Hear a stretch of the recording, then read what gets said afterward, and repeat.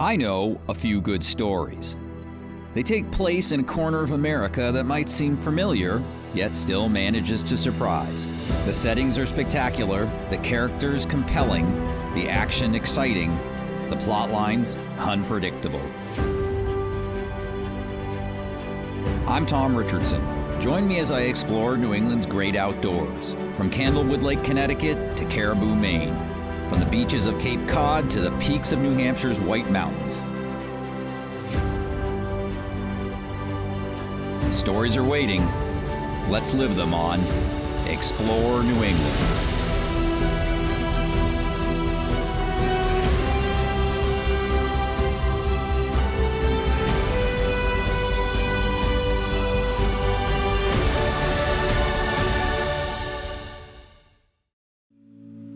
Explore New England is presented by your New England Ford dealers, your local REI co-op. REI believes a life outside is fundamental to a life well lived. Campers Inn RV and visitnewengland.com. Additional funding and support for this episode was provided by the Hampshire County Regional Tourism Council.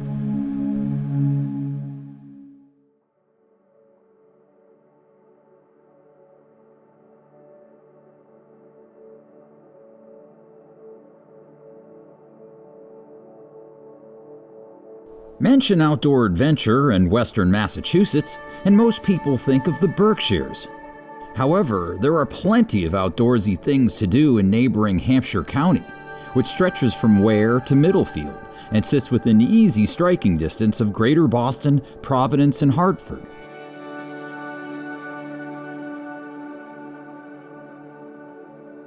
Despite being close to some big urban areas, Hampshire County feels decidedly rural. It's a land of small farms, small towns, rolling hills, lakes, ponds, parks, reserves, and bike trails, all of it bisected by the longest river in New England.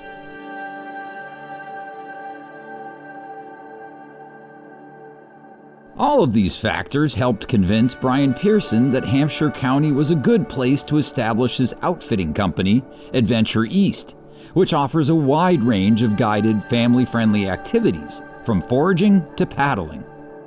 So I started Adventure East in 2020. Right after the pandemic started, my South America company shut down due to the pandemic. And, I was looking for opportunities around Western Mass, and I just saw great places in the outdoors for paddling, for hiking, for biking. And I thought I could try to apply my business model from South America that I had been running for 17 years and do something in Western Mass to get people outside. There was a big demand for getting people into nature, fresh air, getting outdoors, staying healthy during the pandemic. And so we just went for it and launched the company. It started in March of 2021 after about 6 months of planning. I first met Brian at the Mount Warner Reservation, a trustees of reservations property in the town of Hadley. Contrary to its name, the 500-foot Mount Warner is really more of a hill, but its wide, well-maintained, pet-friendly trails make for an easy 2-mile hike or trail run if you're so inclined. Tom, so we're here at the trustees of the reservation Mount Warner property, and we're here at the trailhead off Mount Warner Road in Hadley, and we're going to do the Salamander Loop. I like starting off on the south side of the loop and heading up towards the vernal pools near the peak. Here we are at one of the vernal pools on the mountain. There's at least 5 or 6 vernal pools, a couple of them on the main trail loop here. And you can see it's starting to dry up. Yeah. And this will eventually completely dry up into the summer months. So these are really just a feature of the springtime. And there's a lot of active life in here. It's a real vibrant ecosystem. The trustees, as you've seen here, has put together a nice presentation about kind of the food chain from the fairy shrimp to the salamanders, the frogs, into the wildlife, raccoons and deer who come to drink from it. So it's really an important part of the ecosystem here in the forest. Mm-hmm. So Tom, this is one of the old sugar maples along this trail here. grew them along forest roads back in the pioneer days. Wow, how old do you think this tree is? This one's got to be at least probably 80 years old, I would say. No kidding. 100 years old. I don't know if I've ever seen a sugar maple this huge before. And there's several of them along here, so that would indicate that this was probably an old road that went up through the valley, through the farmlands between Hadley and Sunderland.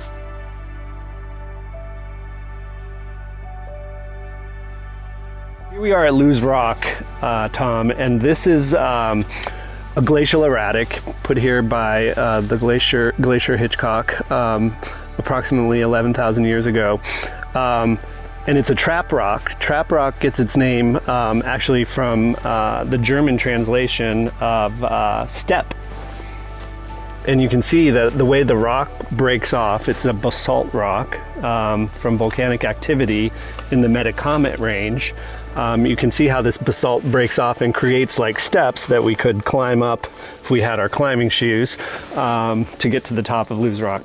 There's another way. I'll show you the secret path. So you're saying that during the last ice age, the glacier carried this rock, you know, how many miles? Oh, probably at least 10, 15 miles. Right. It could have come further up the valley in New Hampshire from Monadnock is also a basalt formation. Mount Ascutney as well. So, this igneous layer of rock from volcanic extrusion came up through the valley 220 million years ago. This is a very important geological area that we're in because it's the rift between the North American plate and the African plate. So this was where Pangea was holding together and split apart. And this is one of the small remains of that was transported down the valley by glacier and deposited here on Mount Warner.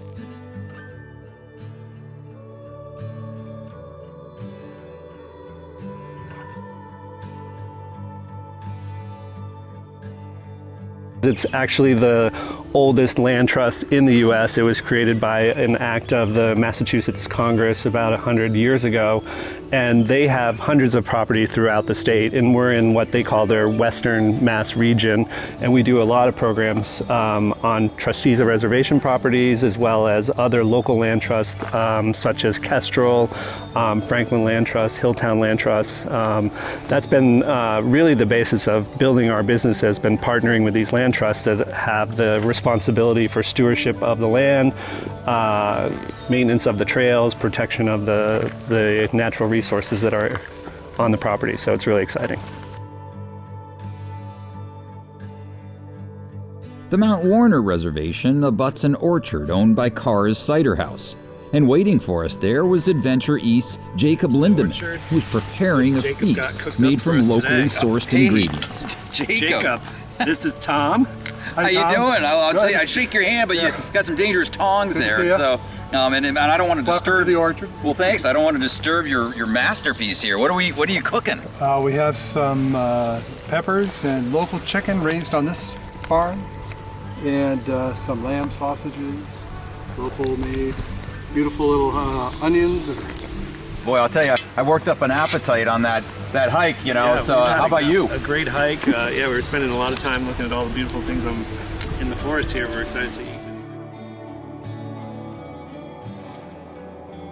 So this is what's called a shrub. And this is actually based on colonial tradition of making an apple cider vinegar and mixing it with fruits, and it preserves the fruits and keeps it really nice. And then you mix it with water or soda water. We have a soda water here. It's a very real subtle flavor. Yeah, it's really refreshing. Here you are, Jacob.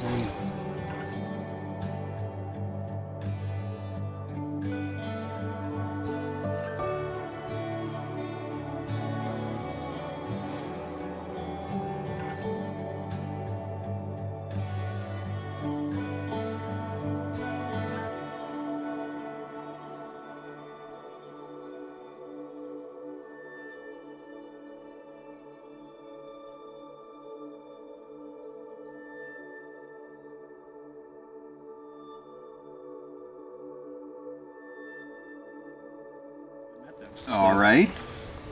Here's a little hard cider to go with our meal. Okay. A little preview of what's to come. Cheers. Won't breathe a word. Hey, cheers, guys. Goodness, that's almost like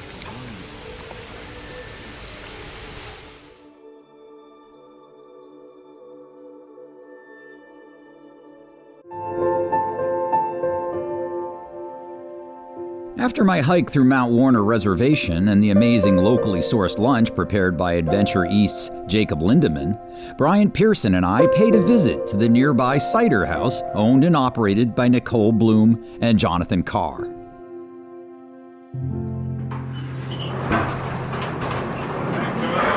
Here it is. So this is the cidery? yeah, this is it. This is the cider mill and where we ferment it and Press it, right? I see the big press right there.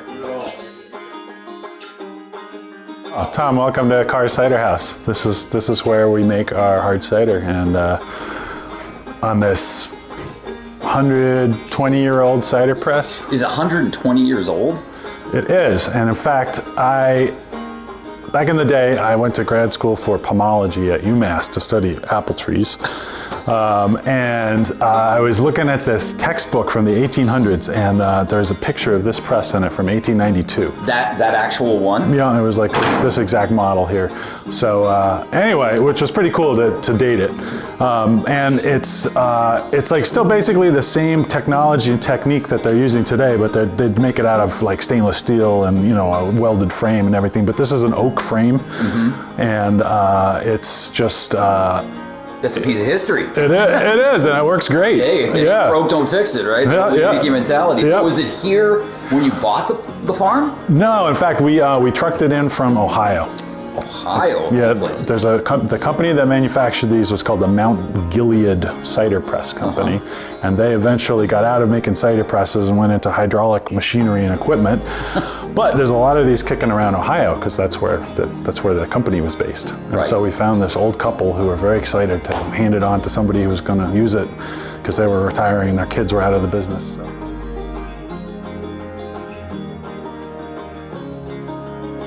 Apparently, it was something I always wanted to do. I just didn't remember that part. My dad's like, oh, in middle school, you always used to say how you wanted to be a farmer. I was a teacher before, and we met when he was in a farming program in California, and we moved to Ireland, where he was born, and had an organic farm on the land that his family had always had.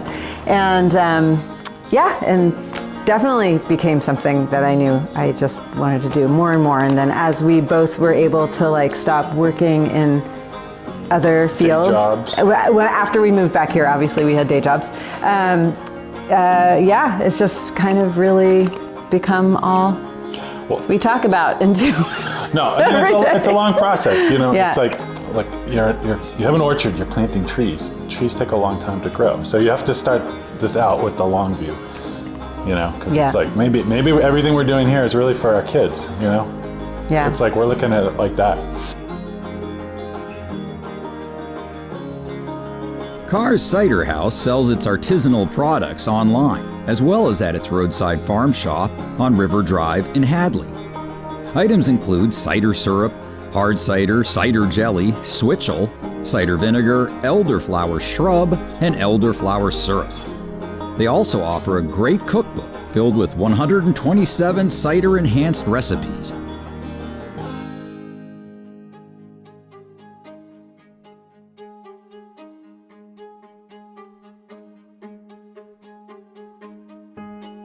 A few weeks after my initial visit to Hampshire County, I returned to resume my explorations with Brian Pearson of Adventure East. This time we rendezvoused at Chesterfield Gorge, another trustee's property in the town of Chesterfield, for some gravel biking, a cross between technical mountain biking and easy road biking.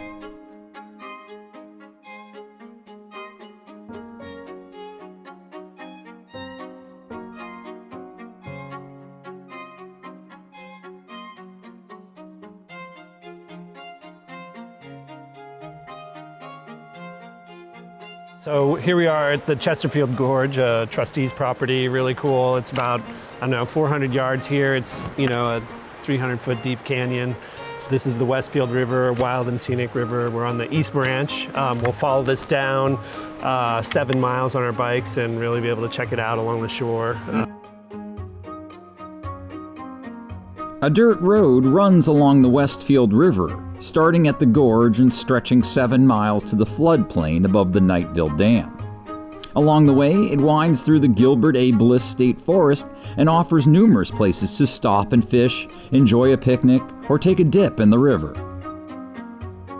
The Westfield offers some of the best fly fishing in Massachusetts, particularly in May and June, when the water temperature is still cool enough to support trout. The river includes miles of pocket water and several classic pools that hold browns, rainbows, and brookies.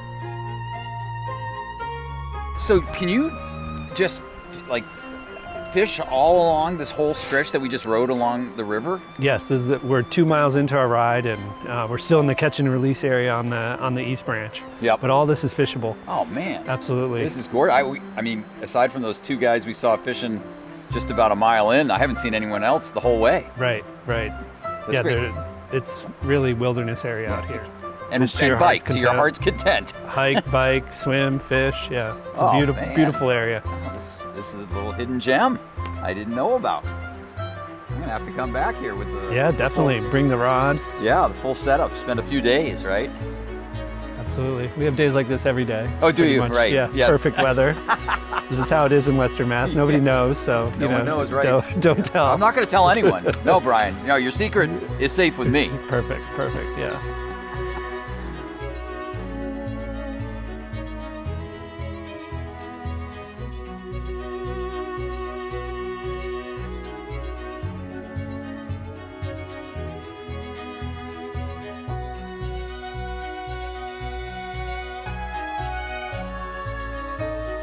Tom, here we are. We've come about 7 miles down from the gorge. We're in the floodplain area. This is all Army Corps of Engineers. They control this. There's a dam right at the end of this old highway. This is the old 112 that used to go through here down to the dam. It's about a mile down. We're going to bang a right and head out to the new highway about a half mile from here.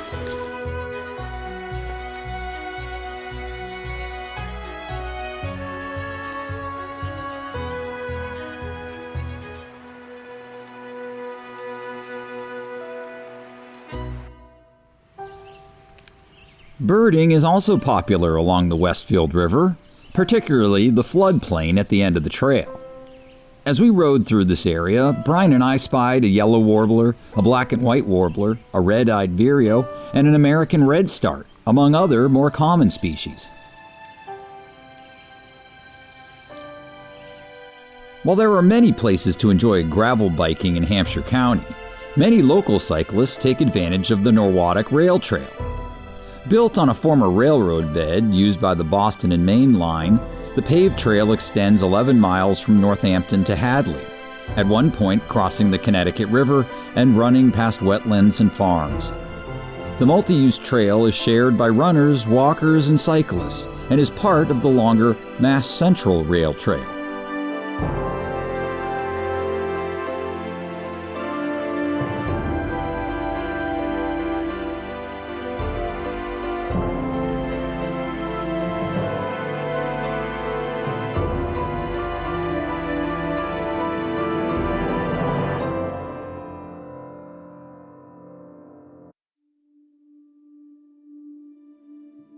Rivers big and small wind through Hampshire County, but none are bigger than the Connecticut, which flows for 410 miles from northern New Hampshire to Long Island Sound.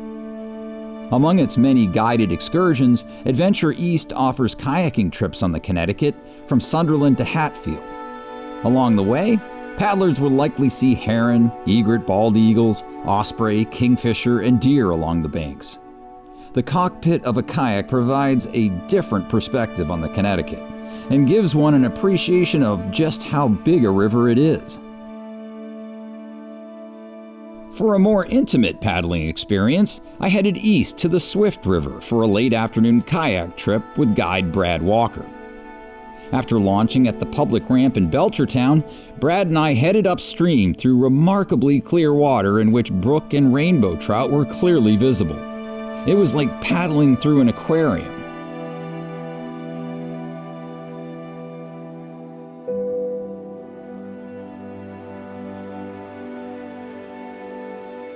One of the things I like most about paddling is that it's a form of exercise that you don't really have to be that fit to do. Having spent a number of years in an office tied to a desk, I can't necessarily bike 30 miles easily, but I can certainly get out and paddle 30 miles without much of a stretch. I like the fact that you can do it with a group, but you're still responsible for yourself.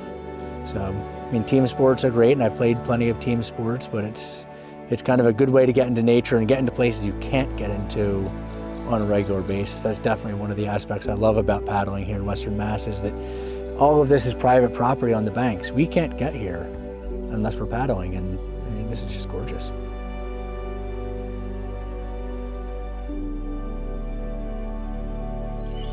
Oh man, Brad, this is magical in here.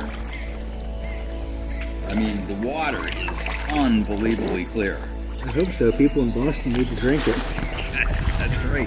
But I mean, it's, you know, some of these holes are 10, 15 feet deep. I can see right to the bottom, no problem. Easy. I saw a couple of trout go by. Nice. You got your rod with you?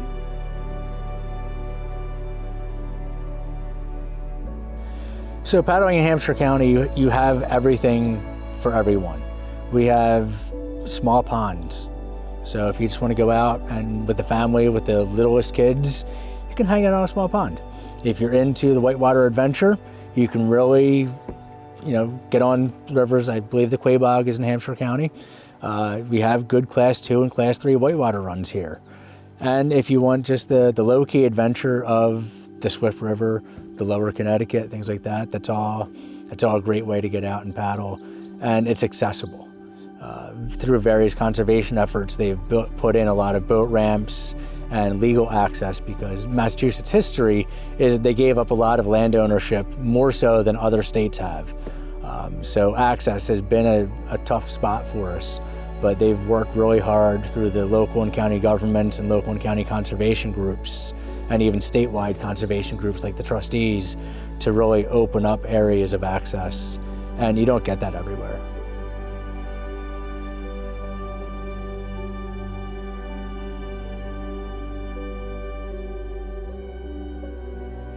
One of the great things about guiding people who are from the area is showing them what's in their backyard. We were just on the Connecticut River a couple weeks ago through the Hatfield Flats, which are all surrounded by farmland. And unless you're on that part of river, maybe you've seen it from the top of Sugarloaf, from the overlook. But no, a lot of locals have never actually been on that part of the river. They haven't seen the eagles fishing. They haven't seen the shad running. And so I love introducing locals to their own backyard. And when we have people come up from Arizona, it's just fun to show them a different part of the country, Massachusetts has more to offer than Boston and the Berkshires. There's the Quabbin in between. The Swift is fed by water from the Quabbin Reservoir, also known as Lake Quinsigamond, which accounts for its remarkable clarity. It's a popular river and sees heavy use in summer among paddlers, anglers, boaters, tubers, and those who simply want to cool off.